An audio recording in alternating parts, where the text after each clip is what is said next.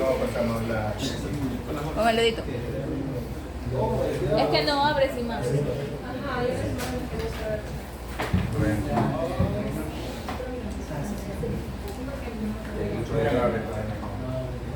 Bueno, pongamos la que se ve. Ya eso ya vieron, ¿no?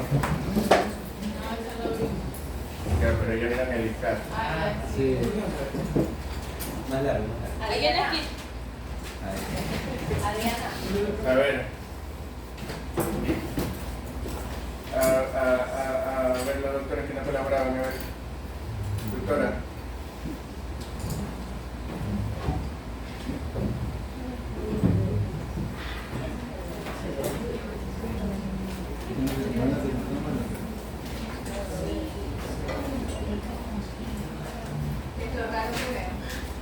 No sé qué es lo normal que ve. Apaga la luz. No le pegue la luz.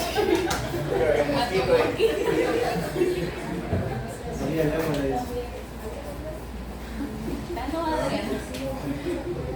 ¿Por qué está enojada? Está un poquito molesta.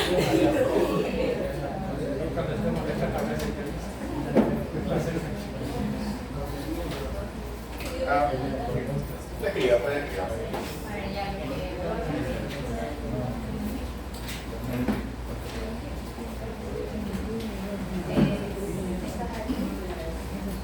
Vienen a hacer las imágenes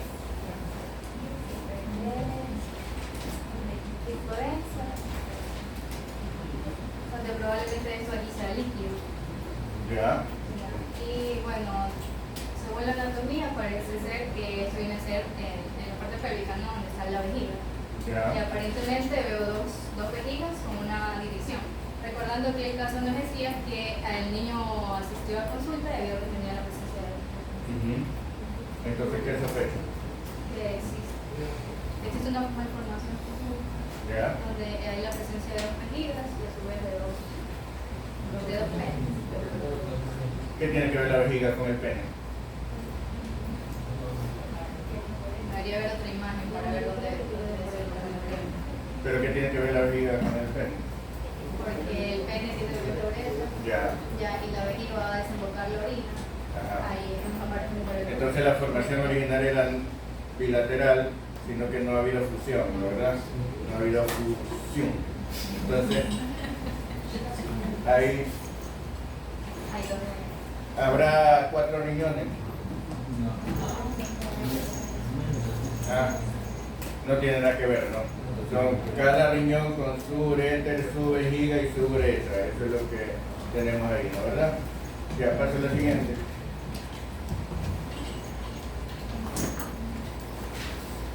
¿Qué observa aquí? Hay presencia de dos A ver, pero riñones. dígame qué imagen es esa. ¿Eso es una qué? ¿Eso es una resonancia magnética? ¿Eso es una? ¿Qué? Pero dígame. ¿qué? Una reconstrucción digital de lo que vendría a ser la... Ya, entonces es una reconstrucción tridimensional hecha a partir de la tomografía, ¿no verdad? Ya, eso es hecho por computadora, o sea, a partir de las imágenes tomográficas se hace una reconstrucción de cómo sería tridimensionalmente. ¿Y qué podemos observar allí? Que solo hay presencia de dos riñones. Lo que vemos aquí, ¿qué son estas cosas que vemos aquí? Los cálices, la pelvis, el uréter. ¿Y por qué lo vemos al uréter si es tejido blando? Porque aquí no estamos viendo tejido blando. Entonces lo que realmente estamos viendo es el medio de contraste, no propiamente el tejido, ¿no? Entonces lo que estamos viendo es el medio de contraste porque produce una densidad igual al hueso. Entonces lo que vemos aquí es el medio de contraste en los ureteres y en la vejiga. Muy bien. ¿Y por qué está separada la sínfisis del pubis? Porque es un niño que todavía no está... Y también por lo que... Ya. tenía 3 años. Está fusionado el ilirio, menisco y el pubis. Pues están separados. ¿Dónde está la separación? ¿Ya? ¿Separado de quién? ¿Dónde está señale dónde está la separación? No, esa es la separación entre los dos, el pubis derecho y el izquierdo. ¿Ya? La separación entre los 3 elementos del causal, ¿están separados o están unidos? ¿Esto qué es? ¿Y ahí esto? Este es el pubis, el isquio queda atrás. Entonces está separado. Ahí está la separación, ¿no, verdad? Esto debería estar unido. ¿Dónde está la articulación sacroiliaca? Esa es la articulación sacroiliaca, muy bien. ¿Ya? Perfecto, muy bien. Bueno, cuente cuáles son las vértebras, cuántas vértebras lumbares hay.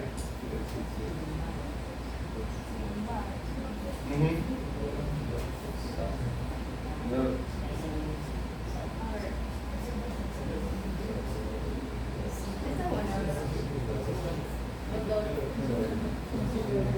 ¿Cuántas vértebras lumbares hay? ¿Ah? Debería haber 5. Le pregunto cuántas hay ahí. ¿Hay 5? ¿Ah?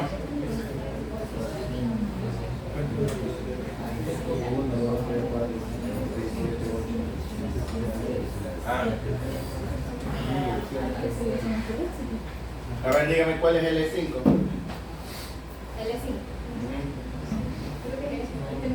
Entonces, ¿cuál es el L4? L3, L2, L1. Creo que está aquí. ¿Y la de arriba del L1 qué es? Ah, la T14. Ah, entonces este es T12. Ah, Hay 6. esta es T12, efectivamente, y esta es la costilla que le corresponde a T12. Falta osificar la parte de acá. ¿Cuál es T12? Este es T12. A ver, L5, porque esto es sacro. Aquí está la letra sacra, entonces esto corresponde al sacro 1. L5, L4, L3, L2, L1, T12, que corresponde a esta costilla. Lo que pasa es que está una vista inclinada desde arriba y esta costilla va así. Y como no está osificada toda la costilla, porque miren que no está unida, ¿no? Falta esta parte. ¿Sí? Bueno, continuamos el siguiente caso. ¿Ya?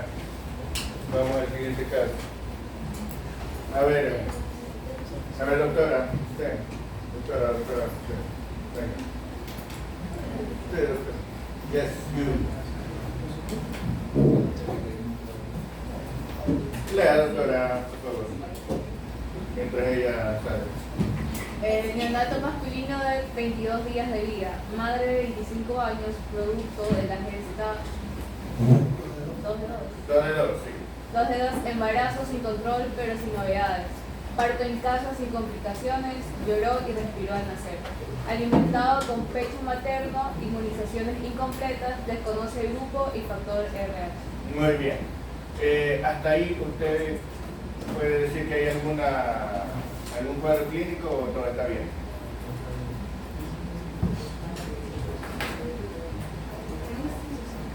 O sea, dice que tiene las inmunizaciones incompletas. Ya, Y desconoce el grupo y factor RH. ya, pero ¿hay algún cuadro clínico? Entonces aquí lo que tenemos es un neonato con un cuadro clínico, no. Tenemos un neonato con factores de riesgo, que es diferente, ¿no? ¿Verdad? Con esos factores de riesgo, ¿con qué podría complicarse? ¿Ya? Como nació en casa, no le deberán instalar el camino en casa. Entonces podría complicarse con sepsis, con diferentes infecciones, ¿no? ¿Verdad? Muy bien, continuemos.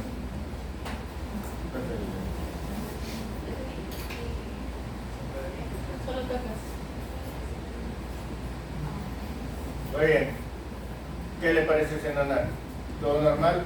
¿Todo bien?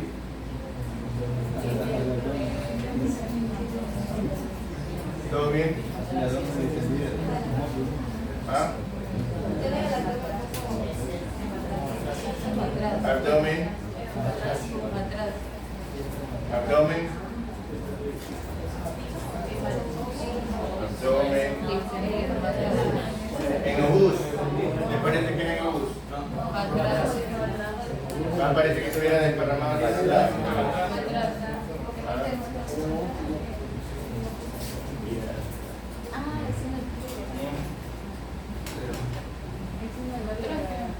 ¿De verdad les parece que está distendido o no será un abdomen normal? Porque los niños normalmente no es que son galgos.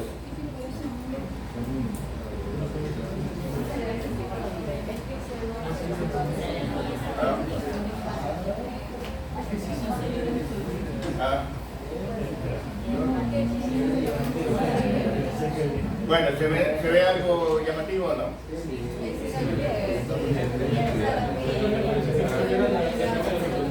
Parece que tuviera... Entonces habría que palpar a ver si los testículos realmente están... ¿No? El pene está grande. ¿Qué opinan de eso? ¿Les parece que es verdad o no? Pero pareciera que tuviera como disminución de la masa a nivel de los músculos. Parecería que tuviera el signo del pie, disminución de grasa a nivel del Le daría una falsa proporción. Ya, que puede ser un aspecto visual, entonces habría que medir. Medirlo, pesarlo, hacerle toda la somatometría para ver si no hay desnutrición o...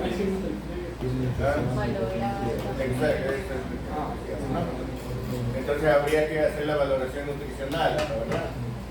También habría que ver si no está deshidratado, ¿no? Bueno, entonces sigamos. Lea, doctora. Cuadro de 2 días con rechazo de la alimentación, vómitos alimentarios postprandiales inmediatos de 5 ocasiones y evacuaciones semilíquidas verdes sin moco ni zona en 6 ocasiones. Activo, reactivo. Entonces, con ese cuadro clínico, doctora, ¿cuál es la primera sospecha de no?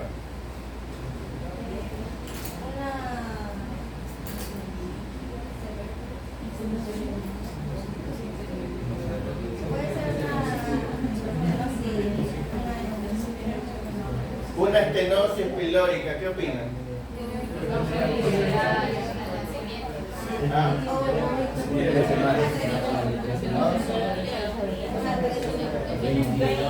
¿Podría ser una estenosis pilórica? ¿La edad da por estenosis pilórica? ¿Cuánto es 3%? Entonces, como que incida la edad, ¿no? Son vómitos postprandiales, inmediatos, ¿no, verdad? Algo que no cuadre bien con estenosis pilórica. La evacuación de semilíquidas verdes sin moco ni sangre, 6 ocasiones. Ya, bueno, continuaremos después con el caso. Pero vamos viendo, con las evacuaciones semilíquidas verdes, ¿serán compatibles con este caso? Una estenosis pilórica produciría diarrea, no, produciría estreñimiento, pero normalmente un poco tardío, ¿no, verdad? Ya, entonces, ¿produciría distensión abdominal? No, hubiera una distensión localizada. La estenosis pilórica, ¿produciría distensión abdominal? Sí, localizada. Sí, produce distensión gástrica, distensión gástrica localizada, ¿no, verdad? Entonces, una de las cosas que habría que pensar aquí es que sea una estenosis pilórica, pero como que la diarrea no cuadra allí. Y para que cuadre la diarrea, ¿sería qué? ¿Una estenosis pilórica más una infección? ¿Sería una estenosis pilórica más alguna otra complicación? ¿Y una gastroenteritis sola sin estenosis pilórica podría explicar este cuadro? Sí. ¿La gastroenteritis me puede producir vómitos? Sí. ¿La gastroenteritis me puede producir esas deposiciones? Sí. ¿La gastroenteritis me explica entonces todo el cuadro? ¿Ah? ¿Le falta algo para gastroenteritis? Fiebre. Le faltaría fiebre. ¿Alguna explicación para que no tuviera una gastroenteritis sin fiebre? Que esté sin una deprimido, ¿Ah? desnutrido. Que esté desnutrido y el solo hecho de ser neonato. Tiene 22 días, es un neonato. Los neonatos tienen una inmunidad deprimida, entonces puede ser que hagan infecciones sin fiebre. Puede ser que un neonato con fiebre, usted lo hospitaliza primero y después ve qué hace. Un niño de 5 años con fiebre, usted le da paracetamol y dice, vuélvame. Usted, un neonato con fiebre, directo al hospital. Y ahí ve si es que es grave o no es grave. ¿No? ¿Ya? Entonces, porque muchas infecciones, incluso en los recién nacidos, hasta sepsis pueden tener sin fiebre, ¿no? Bueno, entonces, después seguimos con este caso. Vamos a ver vamos a ver otras posibilidades diagnósticas. ¿Qué otras posibilidades diagnósticas tenemos aquí? Entonces tenemos solo gastroenteritis y estenosis pilórica. ¿Será posible que tenga una atresia duodenal?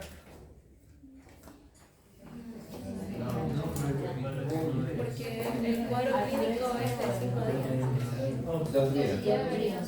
Entonces, eso debería, por lo menos una atresia completa no puede tener, ¿no? ¿Verdad? Porque ya debería haber tenido, desde el nacimiento o poco después, debería haber tenido ya el cuadro clínico, no a los 22 días recién empezar. ¿Sí? ¿Podrá tener una intususcepción?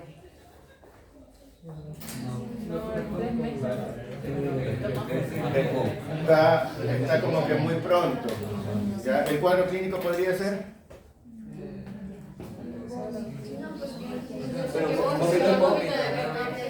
¿Ah? Tiene vómitos postpatriales como que no. Produce una obstrucción abdominal. ¿Qué produce una intususcepción? Produce.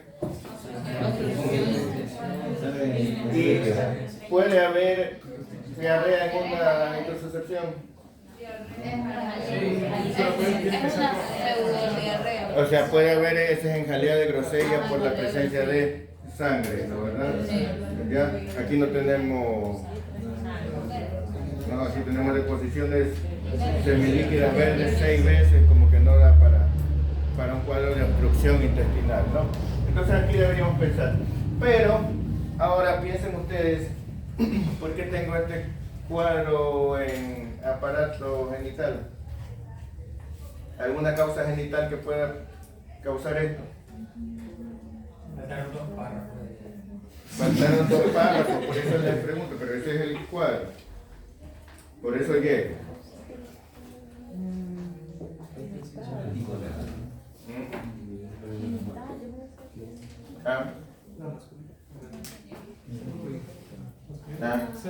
Claro, no, un embarazo ectópico no es, ¿no? A no ser que sea una mujer por dentro,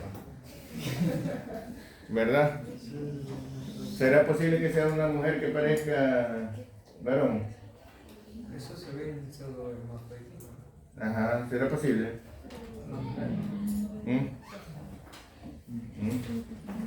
No, porque se le veía bien varón,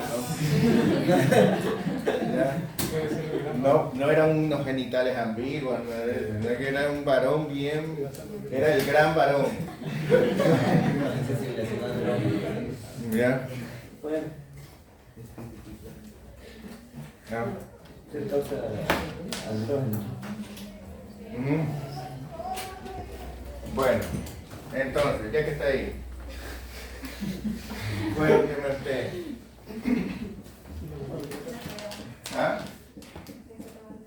¿Qué?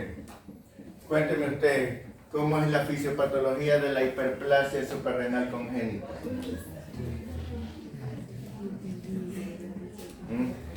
A ver, dígame usted qué significa hiperplasia. Como una atresia.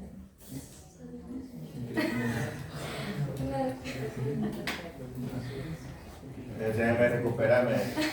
Déjenme tocar. Atresia dijo. Que pregunté qué es hiperplasia. Lo único que tienen en común es que terminan en S y A.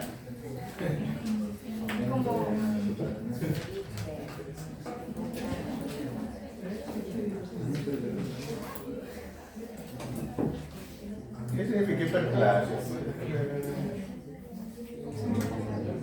Como un agrandamiento, muy bien. En la hiperplasia y el agrandamiento de un órgano. ¿En qué se diferencia de la hipertrofia? La hipertrofia también está agrandado un órgano.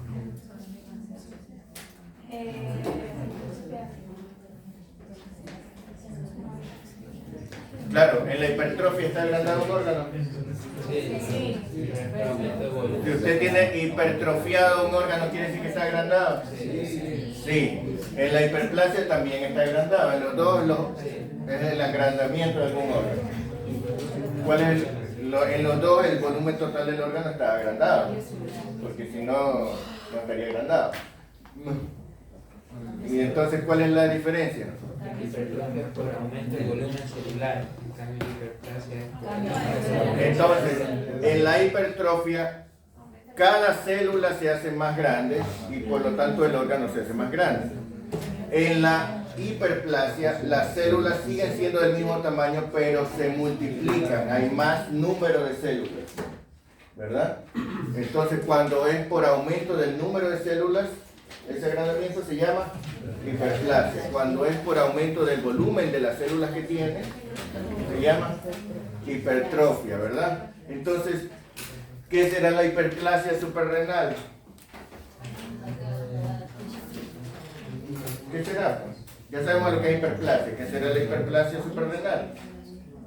Consiste en el aumento del volumen el aumento del volumen del hígado.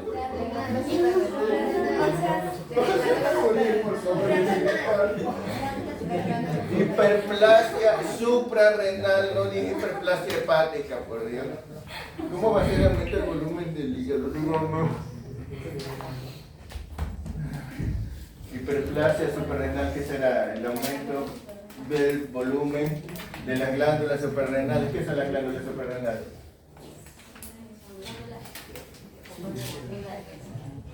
¿Por qué se llama suprarrenales? ¿Por qué se llama suprarrenales?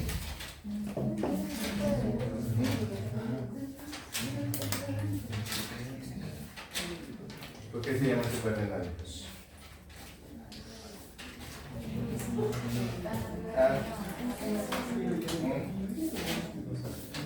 ¿Qué significa eso? Muy bien, ¿sí ve que sí sabe? Porque están arriba de los riñones, ¿no verdad? Ya, las glándulas suprarrenales tienen dos partes que son la corteza suprarrenal y la médula suprarrenal. Muy bien. Está aumentada el tamaño de las glándulas suprarrenales. Si tenemos las glándulas suprarrenales aumentadas de tamaño por hiperplasia, quiere decir que algo estimuló que se aumente de tamaño o que tiene un tumor, ¿verdad? Pero estamos hablando de hiperplasia suprarrenal congénita. ¿La hiperplasia suprarrenal congénita es un tumor? ¿Es un cáncer? ¿Es una neoplasia? No. Entonces quiere decir que alguien estimula las suprarrenales. ¿Quién estimula normalmente el funcionamiento de las suprarrenales? ¿Quién controla las suprarrenales? La hipófisis. Controla todas las glándulas endocrinas y por lo tanto controla las suprarrenales. Entonces, ¿cuál es la hormona que libera la hipófisis para estimular a las suprarrenales? La ACTH. ¿Qué significa ACTH?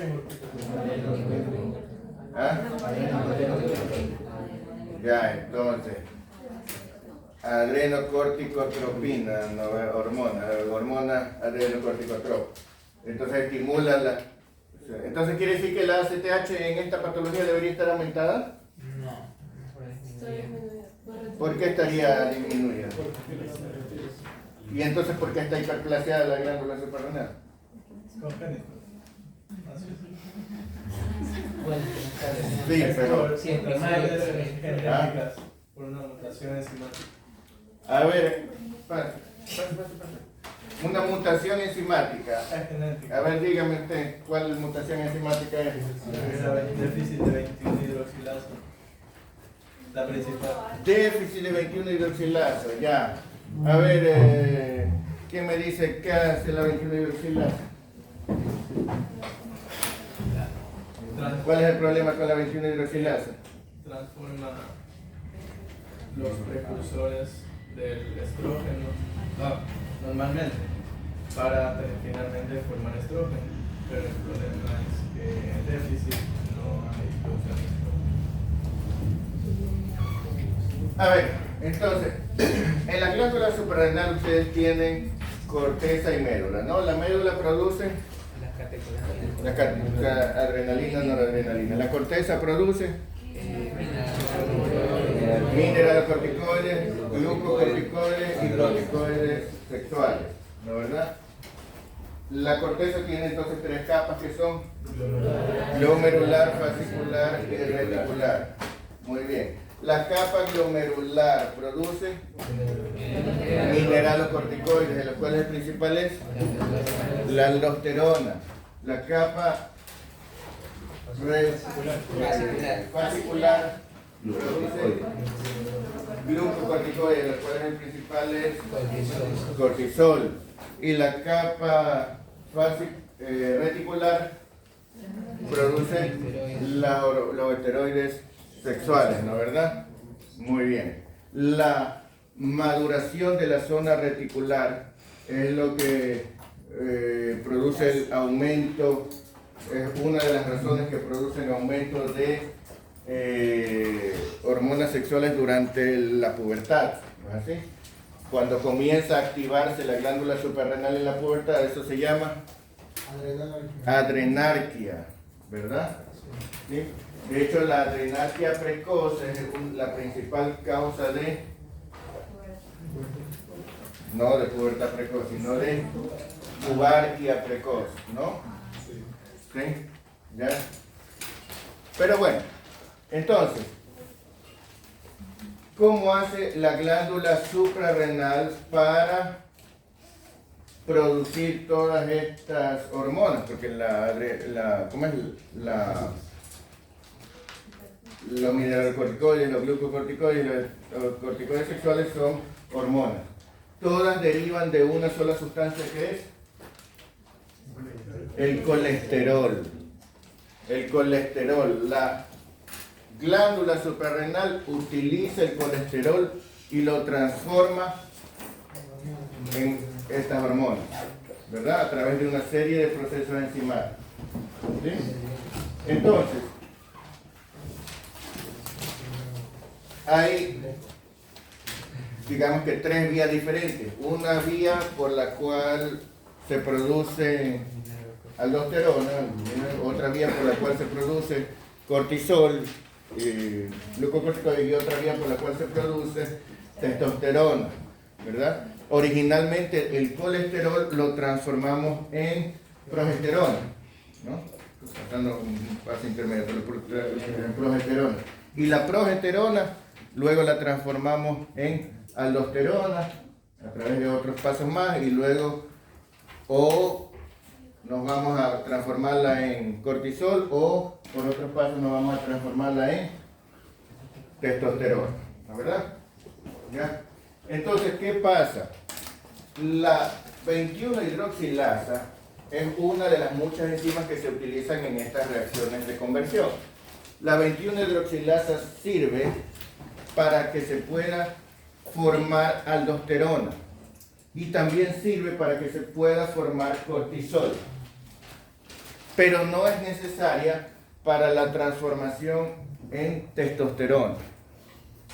¿Sí?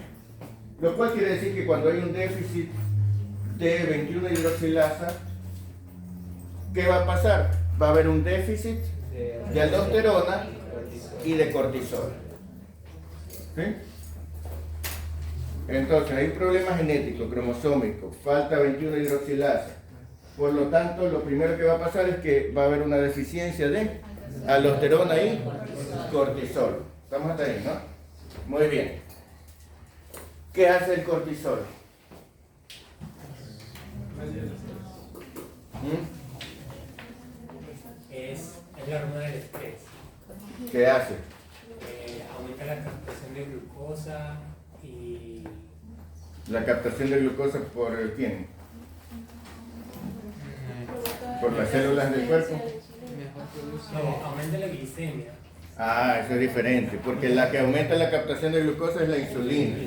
Si las células captan la glucosa, la glicemia baja, ¿no verdad? Pero aquí no. Este hace lo contrario. Estimula la glucogenólisis. Aumenta la glucosa en sangre, ¿no? Entonces estimula la degradación del glucógeno, producir glucosa y disminuye la captación de las células. Entonces, ¿para qué aumentará la glucosa en sangre? Si las células necesitan más glucosa. Para posteriormente quitar ¿Ah? Para tener más energía. Todas las células del cuerpo le hacen caso a la insulina, menos,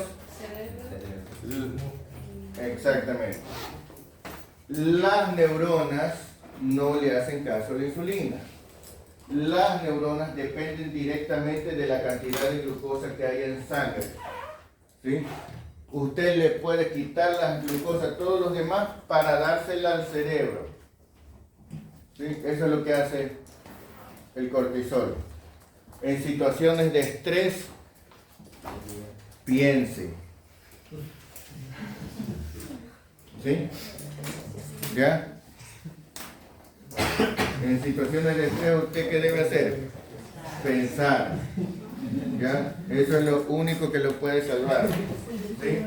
Si en situaciones de estrés usted no piensa, entonces le va mal, ¿verdad?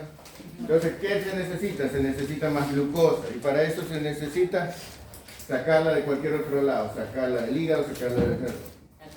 ¿Ya? Porque el cerebro consume mucha glucosa. ¿Sí?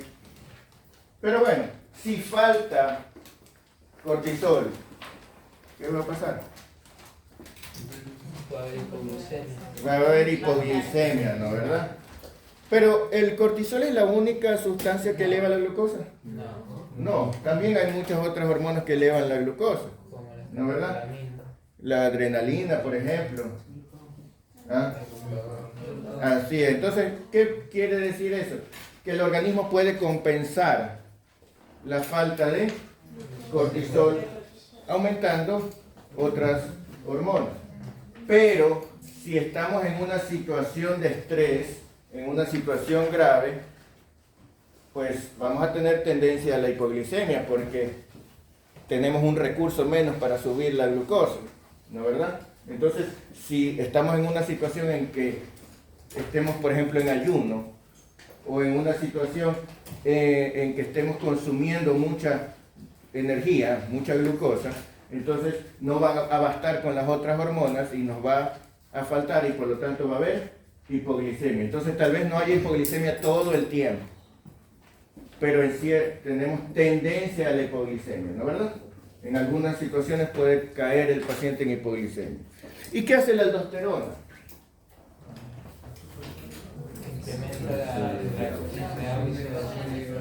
Incrementa la absorción de cloro, sodio y agua. O sea, retenemos agua con sal y botamos potasio y hidrogeniones, ¿no verdad? ¿Sí? Entonces, si falta aldosterona, ¿qué pasaría? ¿Ah? Tendríamos tendencia a la hipovolemia, ¿no verdad?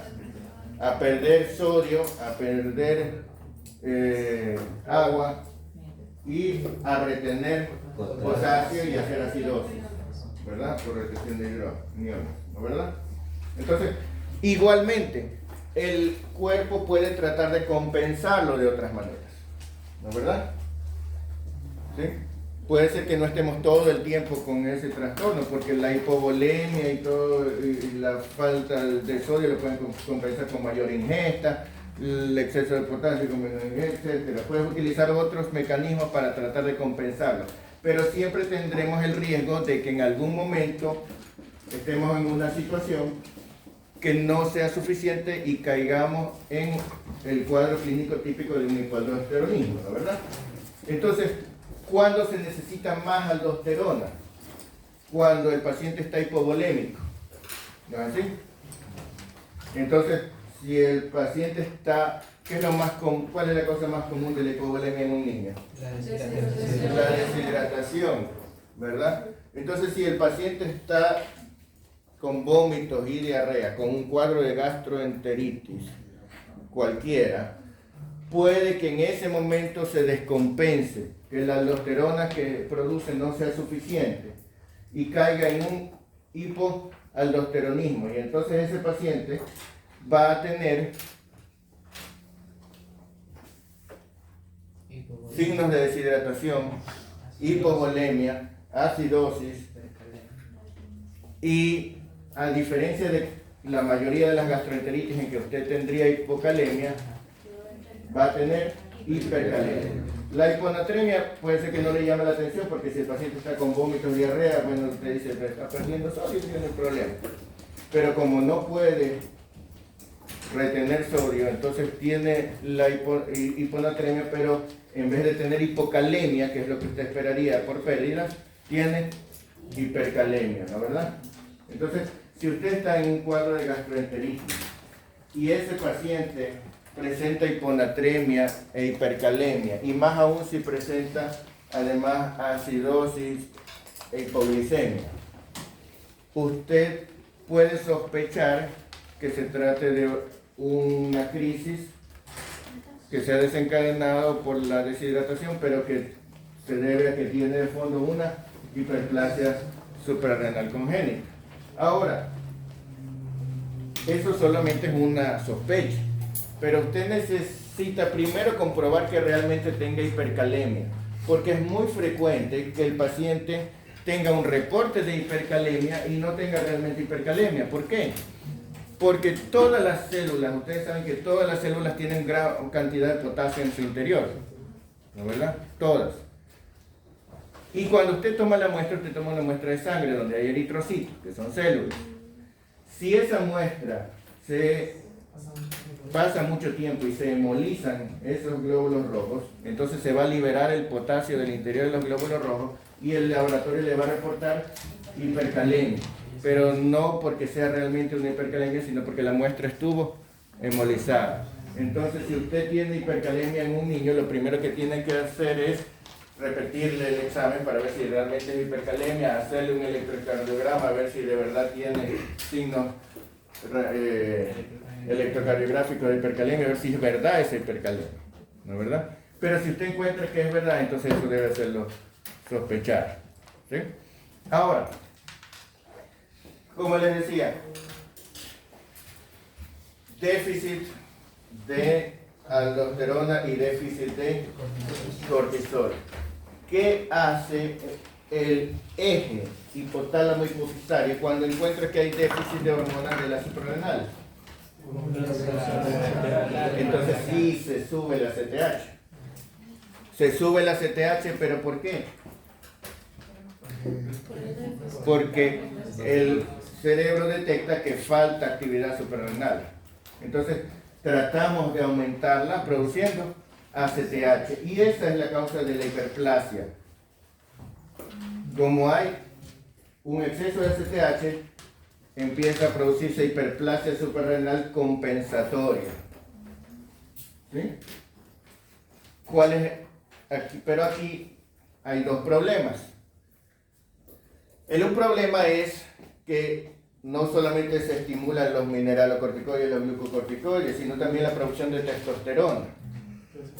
Y esa estaba normal, entonces ahora va a quedar aumentada, lo cual va a producir un aumento de efecto androgénico. Si es un varón, lo que vamos a tener es un aumento del tamaño del pene, un aumento de las características sexuales secundarias. Pero si es una mujer, vamos a poder tener genitales ambiguos y signos de virilización. ¿Sí? Por eso la hiperplasia suprarrenal congénita entra dentro del diagnóstico diferencial de genitales ambiguos. ¿Sí? Porque si es una mujer, se va a virilizar y por lo tanto va a tener un clítoris muy grande y puede parecer un varón. ¿Sí? ¿Ya? ¿Estamos claros? ¿Sí? Entonces, ese es un problema, que se aumenta la testosterona. El otro problema es que la vía metabólica necesaria para fabricar ACTH es la misma vía metabólica que se utiliza para fabricar otra hormona, la hormona melanoestimulante. ¿Sí? Normalmente la cantidad de ACTH y de la melanoestimulante debe estar bien, pero si usted quiere estimular la ACTH, aumentar la ACTH, no puede hacerlo independientemente, se aumentan las dos. Se aumenta la ACTH y también se aumenta la hormona melanoestimulante, lo cual va a producir hiperpigmentación cutánea. ¿Sí?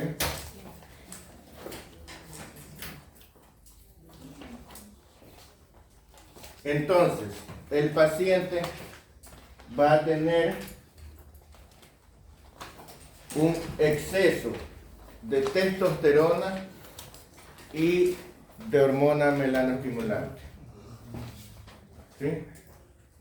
Lo cual quiere decir que si es un varón va a tener hiperpigmentación cutánea y aumento de las características masculinas. Y en cambio, si es una mujer, va a tener hiperpigmentación, pero genitales ambiguos, virilización, ¿no es verdad? Entonces, puede ser, fíjense ustedes, nadie consulta porque el hijo es morenito. Nadie.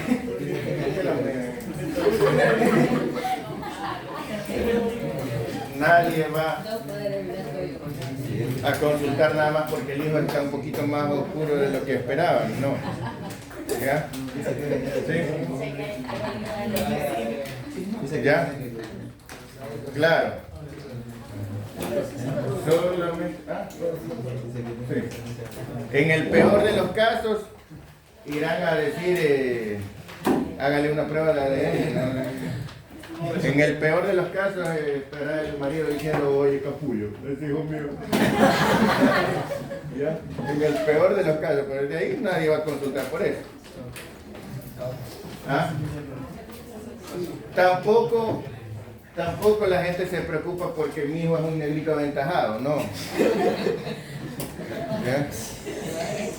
¿Sí? No, simplemente dicen, bueno, que no se consulte. El padre dice que salió como el padre. El padre está. Ese es mi hijo. ¿Ya? Así, ¿verdad? Entonces, lógicamente, nadie le va a ir a consultar por eso. No. ¿Ya? Sí. Pero si usted encuentra... tampoco es que usted va a decir, a ver, este está oscurito y vamos a... No, usted no. ¿Ya? Así es. Entonces, no, y tampoco es algo que usted lo ve negro, no, un poco así, pues es un poquito más oscuro de lo que espera para esa raza. Pero es parejo o no, Sí. ¿Ah? como mi sangre como manchas. O sea, es parejo todo el cuerpo, por eso se confunde con un de piel normal. Claro. Ajá. O sea, puede verse de pronto más en pliegues, en axila, en esto, pero no es en genitales, ¿no? ¿Ya? Pero no es algo que a simple vista llame la atención, ¿no? ¿Ya? Uno lo ve y dice, bueno, La hiperpigmentación es generalizada. La hiperpigmentación es generalizada, pero puede verse más en ciertas zonas. O sea, puede verse más en pliegues, puede verse más en las bolsas, por ejemplo, en los testículos, ¿no? Ajá. Entonces puede verse más en ciertas zonas, pero es la melana estimulante, o sea, no es solo una partecita que se estimule todo. ¿Ya? Bueno, entonces, cuando ustedes ven esto, pueden sospechar entonces, ¿sí? ¿Ya? Esa es la fisiopatología, ¿no? Entonces, fíjense ustedes que estas características, usted tiene dos opciones: o le hace examen a casi todos los recién nacidos, ¿no? Pero es que, ¿cuántos blancos agrios nacen aquí? ¿No? ¿Ya? Por eso, ¿cuántos caucásicos tenemos aquí? ¿Ya? Entonces, por eso es que se puede hacer screening, ¿no? Pero la otra cosa es, si no, usted lo va a descubrir es cuando caiga en una crisis, y eso habitualmente es durante un cuadro digestivo. Puede ser por que le dieron un balazo y le dio una hemorragia, a lo mejor cae ahí. ¿Ya? Sí. No es que eso se frecuente aquí, pero puede pasar, ¿no? Puede ser que por otras razones se descompense, ¿no? Ya, puede ser que se descompense por una sepsis, por un ayuno prolongado, por alguna otra cosa. ¿Ya? Sí, por eso le digo, es que se supone que debería ser. El problema es que estamos en Ecuador, pues. Pero de Ecuador no se incluye, sí. Se supone que sí. Aquí se supone que se incluye, o sea, el Ecuador en las leyes está mejor que Europa. ¿Ya? ¿Ah? Aquí hasta los árboles tienen derechos, pero sí, pues. El problema es en la vida real, pues aquí ni se vacunan. ¿Ya? Sí. No, pues en el papel somos lo máximo. ¿Ah? Es verdad, en el papel nuestras leyes son más fantásticas. ¿Ya?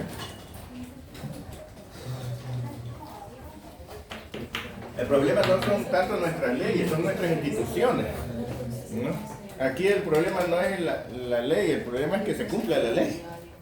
¿Sí, pues? ¿Ya? Una pregunta. ¿Hay un déficit de testosterona por la hiperplasia suprarrenal compensatoria porque hay un aumento de ACTH? Exceso de testosterona. Aumento de testosterona. Este aumento de la ACTH es porque hay un déficit de testosterona. De aldosterona y de cortisol. ¿Y por qué hay un déficit de testosterona y cortisol? Por la enzima. Porque la enzima es necesaria para formar aldosterona y formar cortisol. ¿Ya?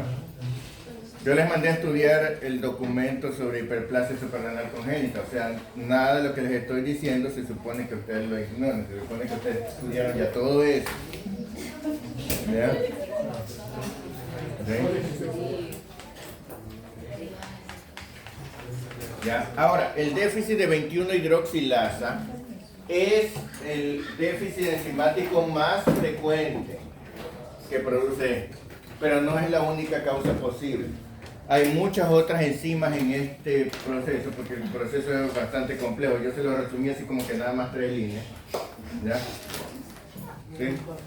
Entonces, pero hay muchas otras enzimas implicadas. Entonces, de acuerdo, cuando hay alguna variante, el cuadro clínico podría variar, ¿no? Porque hay algunas enzimas, por ejemplo, que no afectarían la parte de la aldosterona o que no afectarían la parte del cortisol, entonces eso puede variar. Pero este es el cuadro clínico más frecuente, ¿sí? ¿Ya? Entonces, por eso les digo, ustedes tienen que entender la patología para poder entender lo que sea, ¿no? ¿Ya?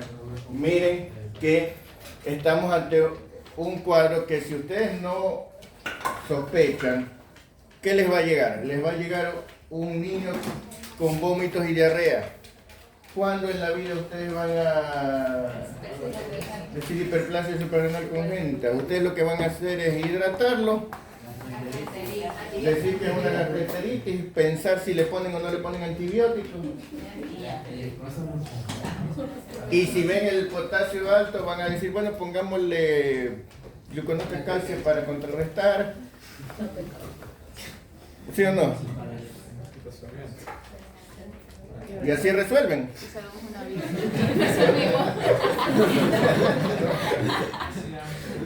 Y luego publicarán su estado aquí salvando vidas.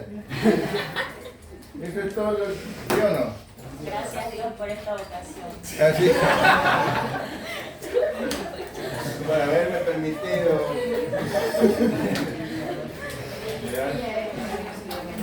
Pues que así son, pues. ¿Ya? Y se sienten tan bien consigo mismos. Gracias por haberme dado la oportunidad de salvar a la gente poniéndole megadosis de vitamina C.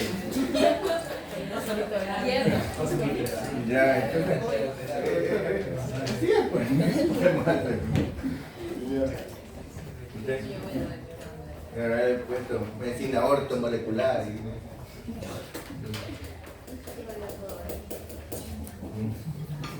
¿Estamos claros, no? ¿Ya? Bueno, entonces, con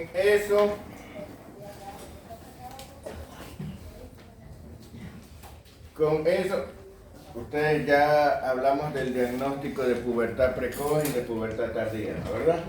Sí. También los mandé a estudiarlo. Ya, entonces yo imagino que ya estudiaron y que, entonces por favor, ¿tienen alguna pregunta al respecto antes de pasar al sistema nervioso? ¿Ah?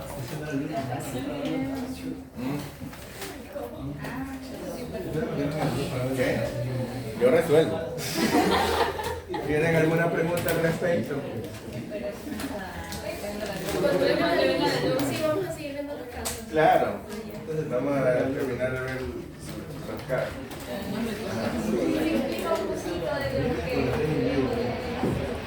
Y ya no les expliqué yo pubertad precoz y pubertad tardía.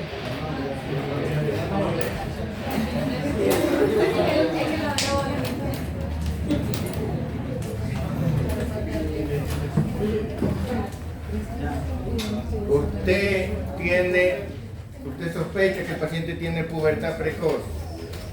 ¿Por qué sospecharía que tiene pubertad precoz? Si es no, porque usted no va a sospechar por la edad ósea, porque usted no le va a hacer edad ósea de clínica.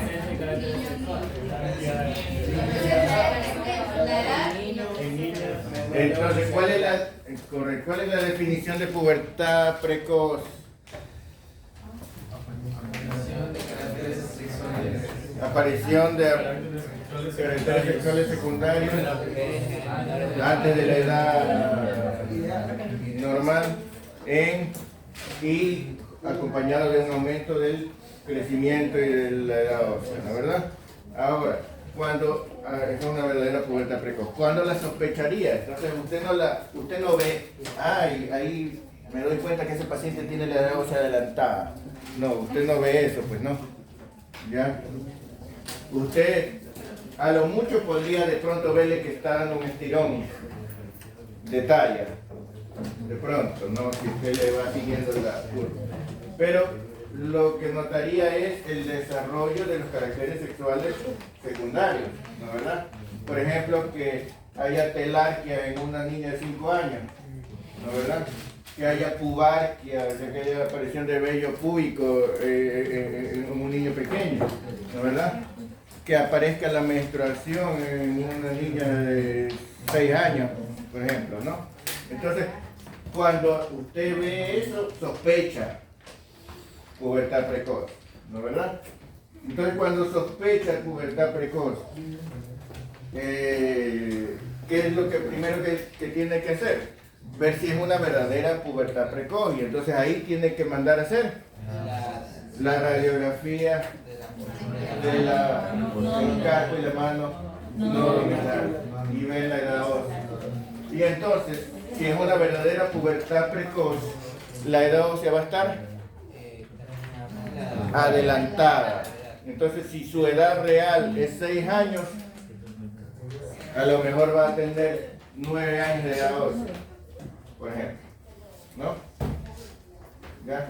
Si usted ve la edad ósea adelantada, entonces ahí puede decir es una verdadera pubertad precoz. Pero si la edad ósea está normal, entonces usted debe pensar que no es realmente una pubertad precoz, sino que ese carácter sexual o eso que usted notó es producido por otra cosa o es una variante de la normalidad, ¿no? ¿Ya?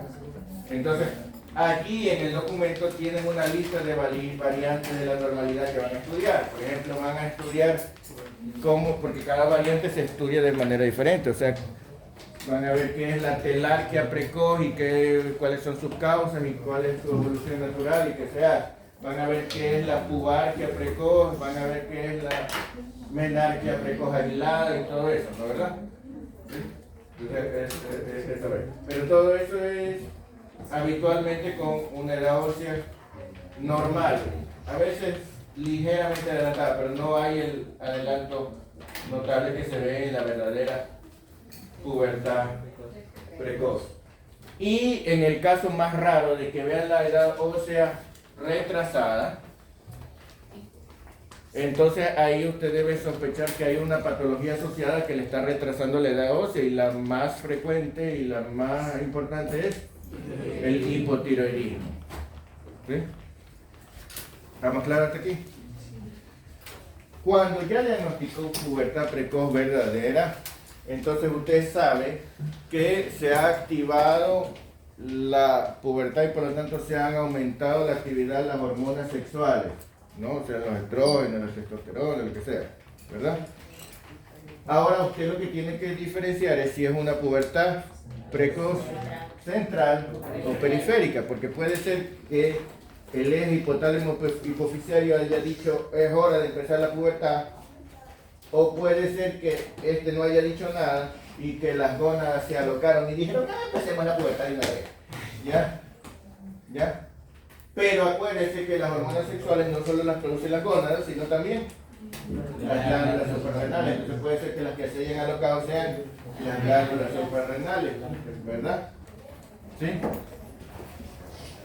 ¿Ya?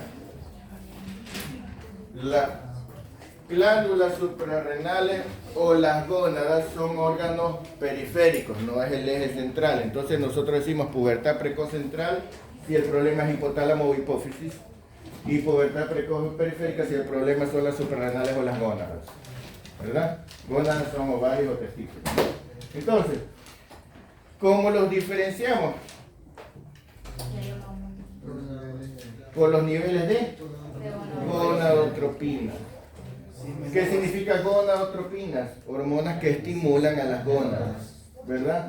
Entonces, si la pubertad precoz fue causada por el eje, quiere decir que las gonadotropinas están elevadas. Pero si son las gónadas las que se alocaron, entonces ¿qué va a hacer el eje? Tratar de frenarlas, ¿no? Y van a estar disminuidas. Entonces así usted diferencia si el problema es central o periférico. Si el problema es central, yo ya sé que está aquí en hipotálamo hipófisis, ¿qué tengo que hacer? Pues ver cuál es el problema que tiene el hipotálamo y la hipófisis. Y eso lo hago simple y llanamente haciendo un estudio de imagen, ¿no, verdad? Resonancia magnética, tomografía, lo que sea que necesite para ver. ¿Sí? Pero, además de hacer este estudio de imagen, debo sospechar, porque si está afectado el hipotálamo o la hipófisis, que son sitios chiquititos, puede ser que no se haya afectado solamente las hormonas sexuales, puede ser que se haya afectado cualquier otra hormona. Entonces, si yo sé que el problema es central, le voy a hacer evaluación también de los niveles de todas las otras hormonas. Voy a ver cómo está la hormona del crecimiento, voy a ver cómo está la tiroides, voy a ver cómo está la paratiroides, etc. Voy a ver todas las otras hormonas porque puedo tener concomitantemente otros problemas endocrinos que a lo mejor el paciente me consultó solo por la pubertad precoz, pero a lo mejor tiene hipotiroidismo, pero el hipotiroidismo no le está molestando. Él dice, no, yo soy gordito, así mismo soy, ¿verdad? A lo mejor tiene hipertiroidismo y él dice, pero es que yo soy así, mi metabolismo es así, yo como mucho y no engordo, ¿no? A lo mejor tiene un problema de la hormona del crecimiento y dice, no, pero ha de ser que así es mi constitución, ¿no? A lo mejor tiene, bueno, entonces puede tener muchos problemas por los que no consulte. Si usted sabe que hay un problema de hipotálamo hipófisis, tiene que evaluar toda la función, todo el sistema endocrino. ¿Estamos claros? En cambio, si el problema es periférico, primero lo lógico sería examinar las gónadas y las suprarrenales. En el examen, lo primero es el examen físico. El examen físico en el varón debe ser para ver las gónadas. En la mujer, lógicamente que no vamos a poder ver ni las gónadas ni las suprarrenales. Pero en el examen físico debemos ver también la piel y la estructura ósea.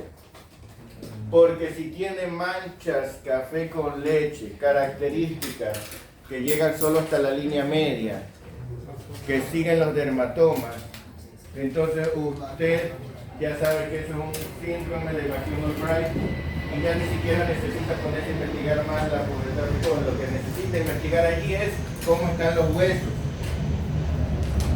Como yo les decía, algunos de estos pacientes presentan escoliosis o cojera o cualquier cosa. Lo que tiene que hacer usted ahí, en vez de ponerse a investigar las hormonas, es hacer gammagrafía ósea, hacer una serie ósea para ver cómo están esos huesos, porque ahí es que va a tener problemas, ¿sí? Pero en todos los otros casos lo que tiene que hacer es ver cómo están las gónadas y cómo están las suprarrenales, y para eso se necesita ecografía de gónadas, ecografía de suprarrenales. Si usted encuentra hiperplasia suprarrenal, entonces ya, ¿verdad? ¿Sí? ¿Estamos claros? ¿Sí? En lo que se refiere a McKim-O'Brien en las formaciones óseas, ¿son las formaciones o tienen tendencia a fracturas? No. El problema es la calcificación de los huesos. Entonces, esos pacientes no es que nacen con malformaciones óseas, sino que tienen tendencia a deformarse los huesos por la debilidad, o tienen tendencia a hacer escoliosis, o tienen tendencia a hacer fracturas. ¿Sí? ¿Ya? Pero por eso hay que investigar cómo están los huesos para prevenir, ¿no? ¿Ya?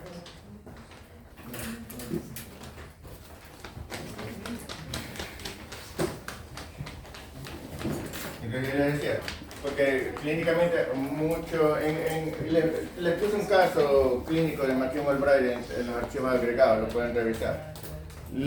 Porque los pacientes muchas veces desde que llegan, usted ya lo ve que llegan cojeando, o que llegan con alguna deformidad por una fractura previa, o que llegan con escoliosis, ¿no? A veces se nota ya desde que van llegando, pero muchas veces no consultan por eso, ¿no? ¿Ya? O consultan por eso para el otro médico, pues, que dicen, no, esta parte es para el traumatólogo y esta parte es para el pediatra y esta parte de acá es para... ¿Sí? Ya tienen que tener cuidado con eso. Bueno, eso. Y si es una pubertad tardía, ¿cuándo sospecharía pubertad tardía? Cuando, si es una mujer, no ha habido telarquia a los 13 o no ha habido menarquia a los 15, y si es un varón, cuando a los 14 años todavía el volumen testicular no alcanza 4 mililitros, ¿no? Medido con una balanza pediátrica, no, con un rosario, con una pulsera, con un denario, con un testiculómetro. No. Un kilómetro de plata. Ah, ya. Bueno, entonces, me dio como una orquídea. No. Entonces, cuando ustedes encuentran eso, lógicamente, la edad ósea también va a estar retrasada. Pero aquí, antes de ponerse a hacer exámenes, antes de ponerse a pedir edad ósea, antes de ponerse a pedir ecografía, resonancia y todo eso, usted tiene que ver si el paciente no tiene una enfermedad crónica, porque las enfermedades crónicas hacen que se retrase la pubertad. Y no porque haya problemas en el hipotálamo, ni en la hipófisis, ni en las gónadas, ni nada, sino porque esa es la decisión correcta del cerebro cuando hay una enfermedad crónica. Si no puede con su propia salud, ¿cómo va a tener un hijo? ¿No? ¿Ya? Entonces, si usted tiene un paciente con desnutrición crónica, no debe ni sorprenderle que tenga retrasada la pubertad. Si usted tiene un paciente con una enfermedad crónica que lo está debilitando, cualquier cosa, no debe sorprenderle eso. No debe ponerse a inducir la pubertad. No, usted lo que tiene que hacer es curar la enfermedad crónica o la desnutrición o lo que sea que tenga. ¿Ya? Entonces eso es lo primero. Lo segundo es ver si no es un retraso constitucional del crecimiento y el desarrollo. Muchas veces estos pacientes no consultan por pubertad retrasada, consultan por talla baja, por desmedro. ¿Sí? Porque ven que todos en el salón de clase están pegando el estirón y ellos se están quedando chiquitos, ¿ya? A veces también notan que se empiezan a desarrollar los caracteres sexuales secundarios todos los compañeros y ellos no, ¿ya? Entonces muchas veces van a consultar, primero al psicólogo, ¿no? ¿Ya? Entonces todas estas cosas usted tiene que entender y sospechar. Entonces cuando usted hace la historia familiar, pues ve a qué edad los padres, el padre, la madre, los familiares han tenido su pubertad. Porque el retraso constitucional de crecimiento y desarrollo es familiar. Cuando ha visto usted que en la familia todos empezaron tarde la pubertad, pero después alcanzaron la talla normal y el desarrollo normal, porque no es lo mismo si todos en la familia tuvieron la pubertad retrasada y nunca alcanzaron la talla normal y nunca alcanzaron el desarrollo normal, porque ahí sí podemos decir que este es un problema genético, pero no es normal, no es una variante. ¿Ya? Entonces, si usted puede diagnosticar o sospechar que es un retraso constitucional de crecimiento y desarrollo, y ahí el problema es básicamente psicológico. Ustedes, el paciente necesitan asesoría psicológica, apoyo psicológico, y en casos extremos se puede inducirla, ¿no? Si es que el apoyo psicológico no así como que no, me voy a suicidar porque no... Sí. Ya, a veces, ¿no? Ya. Bueno, pero después de eso, ahí sí, la cosa es similar. Usted tiene que ver la edad ósea, tiene que ver si es central o periférica.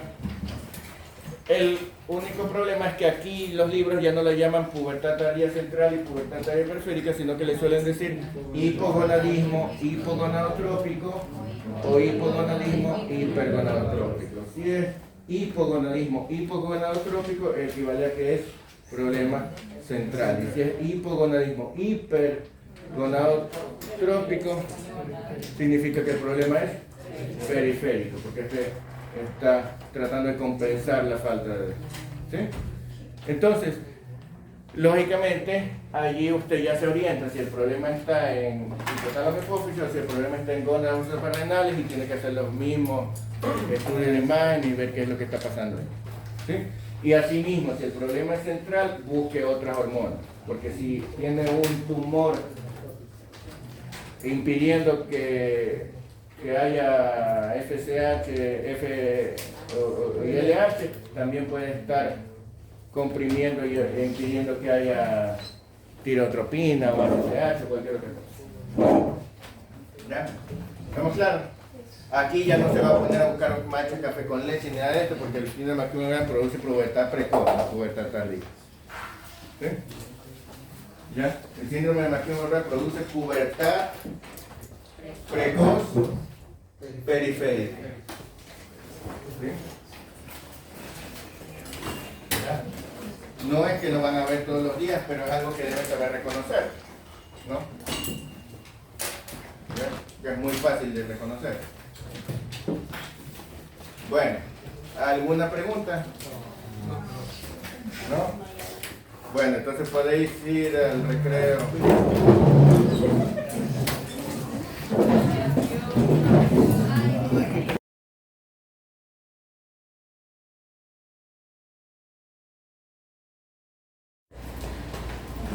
A ver, doctor, continúa leyendo. Cuadro de los días, en el caso de la alimentación, vómitos alimentarios postprandiales inmediatos en 5 ocasiones, ecuaciones semilíquidas verdes, sin mojo ni sangre en 6 ocasiones. Activo, reactivo, hidratado, con hiperpigmentación generalizada, normocéfalo, fontanela anterior normotensa, soplo sistólico continuo, grado 2/4, sobre 6. Campos pulmonares claros, abdomen sin alteraciones, genitales fenotípicamente masculinos, pene de 5 centímetros, ano permeable, extremidades íntegras, llenado capilar 2 segundos, pulso periférico presente. Frecuencia cardíaca 145 por minuto, respiratorio 28 por minuto, temperatura 36, tensión 80/50, perímetro cefálico 36, perímetro torácico 31, abdominal 29, talla 46, peso 3.2.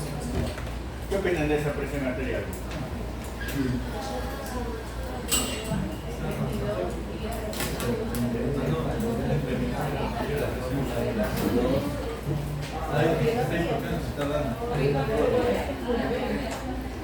Años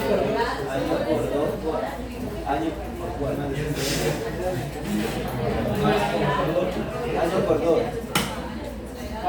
80. Al año 22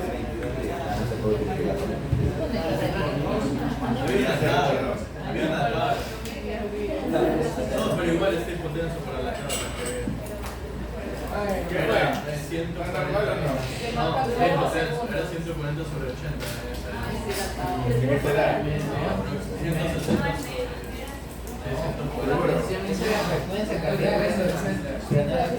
La presión. ¿Cómo era la fórmula para la presión? año por 2, 80. De la sistólica. Sí, de la diastólica era 2/3 de la sistólica. ¿Y cuánto daría con esa fórmula? 80.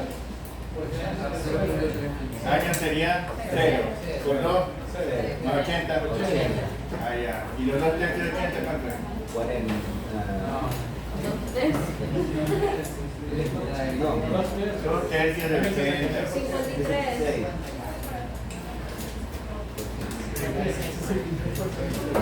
2 tercios de 80. ¿Cuánto darían 80 dividido para 3? 26. ¿Cuánto es 81 dividido para 3? ¿Ah? 51. 81 dividido para 3 es 27. y eso multiplicado por 2. 54. Ya, entonces es un poquito menos que. Está normal. Ajá. Está normal. Sí. Usted dice.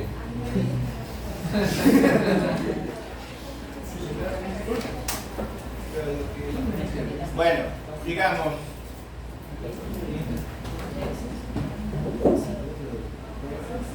¿Ah?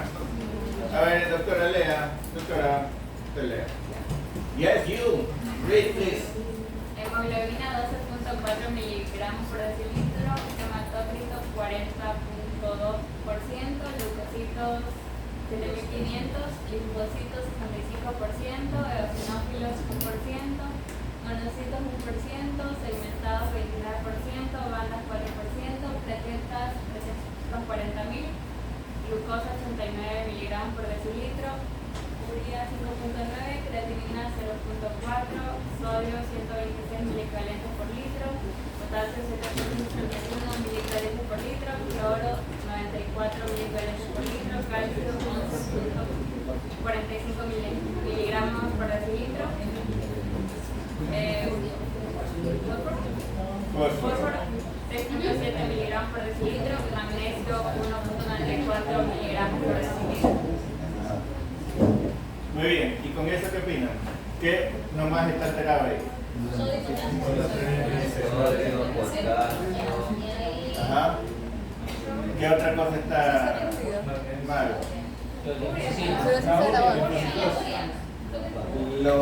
Los linfocitos, ¿qué opinan? Están... Ese caso es porcentual. ¿Y qué tal 4% de bandas? ¿Eso es normal? ¿Qué son las bandas? Ya, entonces, ¿qué es?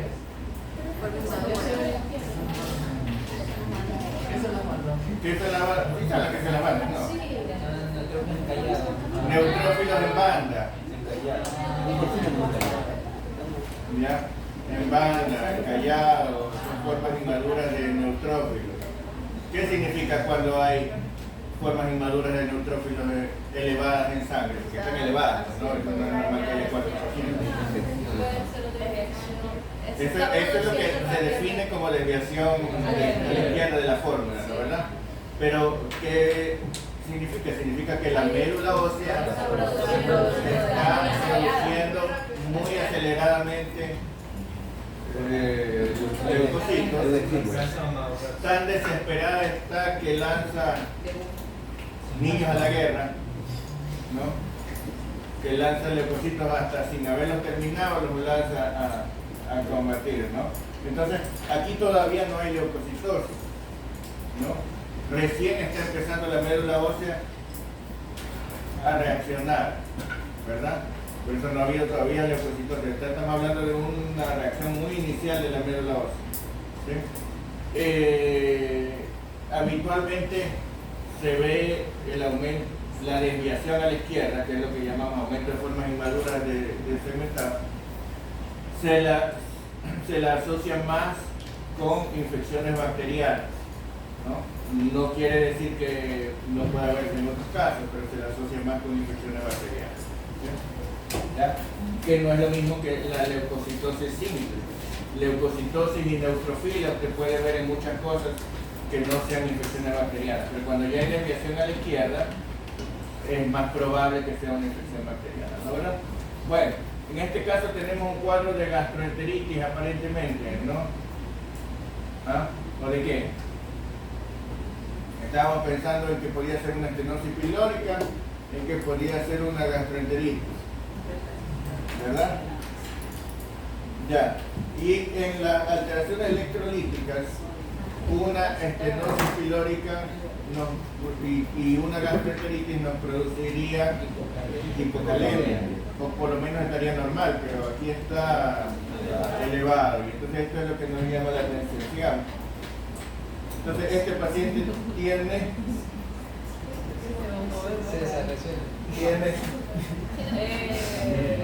hiperplasia suprarrenal congénita, ¿no? ¿Verdad? Vamos al siguiente caso. A ver, doctor. Recién nacido con diagnóstico prenatal por amniocentesis de cariotipo 45X. A la exploración presenta falo de 3,5 centímetros, labios mayores, escrotalizados, sin palpar gónadas y orificio genital único. No referían antecedentes de exposición. Miren hasta ahí, si tenemos un cariotipo así, ¿eso qué significa? Ese cariotipo es un cariotipo de síndrome de Turner, ¿no? ¿Verdad? Ya, pero ¿qué es incoherente allí?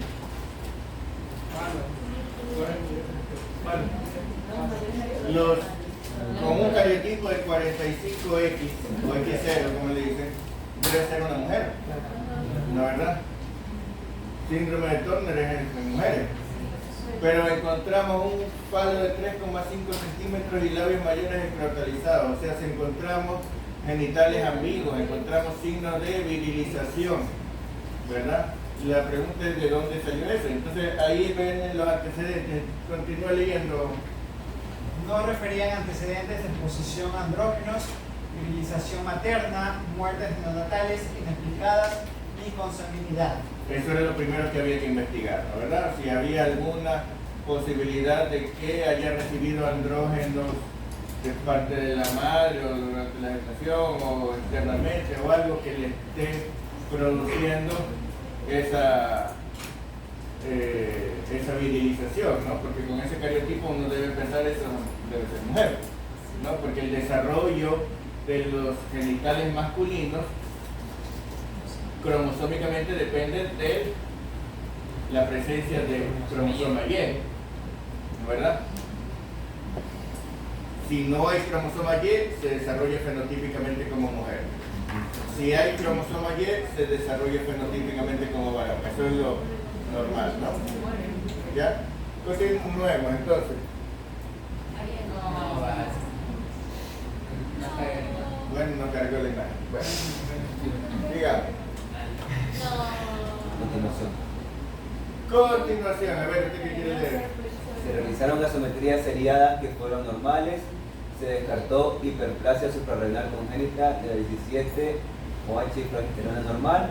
Cuando hacemos OH es lo que se llama más química el grupo hidroxilo, ¿no? ¿Verdad? Entonces es una 17 hidroxiprogesterona. La 17 hidroxiprogesterona es un examen que se hace para descartar hiperplasia suprarrenal congénita porque acuérdense que el problema es bioquímico, ¿no? ¿Verdad? Entonces se elevan algunas sustancias porque así como tenemos un déficit de una enzima que no permite que una sustancia se convierta en otra. Entonces no solamente hay deficiencia de la sustancia de acá, sino que hay acumulación de la anterior. Entonces entre las sustancias que se acumulan y que se excretan tenemos la 17 hidroxiprogesterona, por eso medimos la 17 hidroxiprogesterona para el diagnóstico de hiperplasia suprarrenal congénita. Entonces se descartó eso. Y continúe. La ecografía abdominal mostraba útero y vagina. La genitografía, un seno urogenital bajo. Muy bien, entonces, ¿qué nos hace decir esto?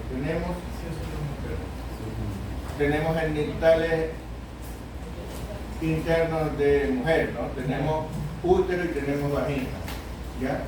Entonces lo que tenemos es un caso de genitales externos ambiguos con virilización, pero la pregunta es, ¿de dónde salió esa virilización? ¿No, verdad? ¿Qué podríamos sospechar aquí?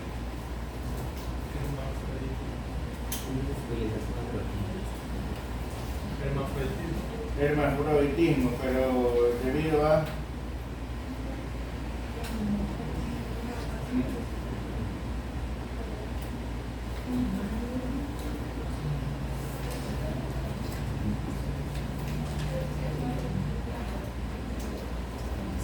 esto es algo cuando hay estos cuadros incoherentes, ¿no? Siempre se debe sospechar en una cosa, porque usted hace ¿cómo se hace el cariotipo? ¿Qué es el cariotipo? ¿Qué es el cariotipo? ¿Qué es? ¿En qué consiste? El orden de los cromosomas Entonces usted hace el análisis de los cromosomas. ¿Dónde los hace? No. Tiene que coger células, ¿no, verdad? Ya, entonces, ¿cuántas células se analizan? ¿Cuántas hacen falta analizar para hacer un cariotipo? ¿Basta con analizar una? ¿Ah? ¿Todas las células tienen material genético? Sí. Bueno, lo haré, pero se supone que con analizar una célula debería ser suficiente, ¿no? Suponiendo que la célula tiene su material genético conservado, ¿no, verdad? Continúe leyendo, doctor.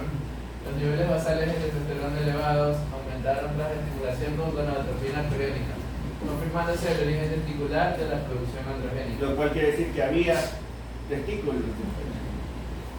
Siga. El cariotipo mostró un 25% de línea 46XY, brazo corto, y su cromosoma del brazo corto de Y, y 75% de 45X. La gonadectomía laparoscópica mostró asimetría gonadal con teste y cistilla, compatible con disgenesia gonadal mixta. ¿Cuál es el diagnóstico entonces?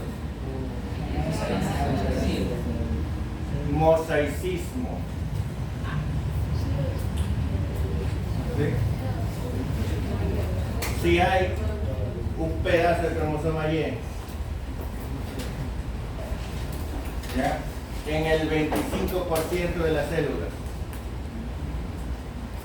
¿sí?, la mayoría de las células tenían el cariotipo de síndrome de Turner, pero había un 25% de líneas celulares que tenían un pedazo de cromosoma Y, ¿no? O sea, un cromosoma Y incompleto. ¿Sí? ¿Ya? En ese cromosoma del brazo corto. Entonces, fíjense ustedes, cuando tienen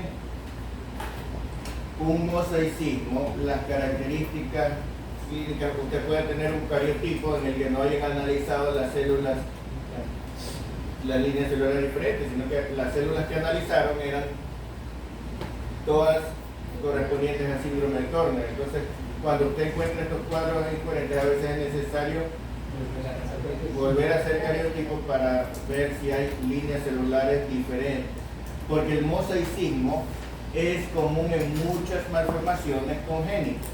Cuando hay malformaciones congénitas, por ejemplo, de los síndromes de Down, muchos son mosaicos, muchos no son todas las líneas celulares con trisomía 21, ¿ya? Y eso explica, por ejemplo, que hay pacientes con síndrome de Down que tienen una inteligencia casi normal, tienen un desarrollo brillante para lo que debería ser por el síndrome, ¿no, verdad? Entonces, usted no puede asumir, porque tiene eso, que todas las líneas celulares, cuando hay malformaciones, esas malformaciones no necesariamente afectaron a todas las líneas celulares, ¿sí?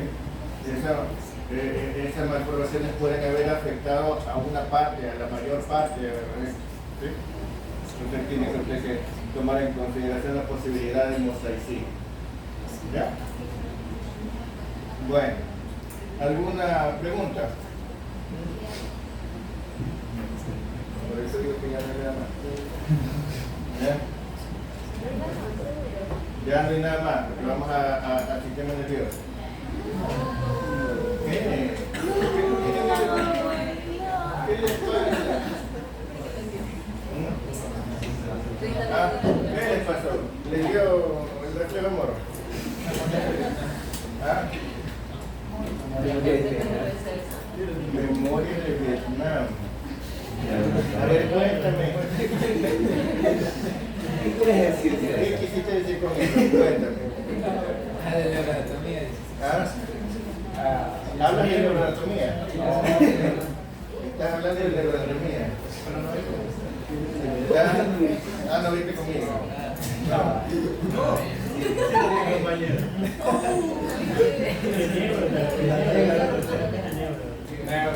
O sea, tú desconoces a tu profesor de neuroanatomía.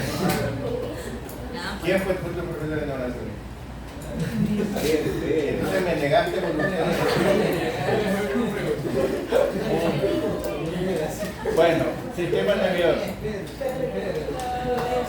¿Qué les pasa? Ya, supérenlo. ¿Tienen alguna pregunta sobre genital? Pregunte. No, ya. Sistema nervioso.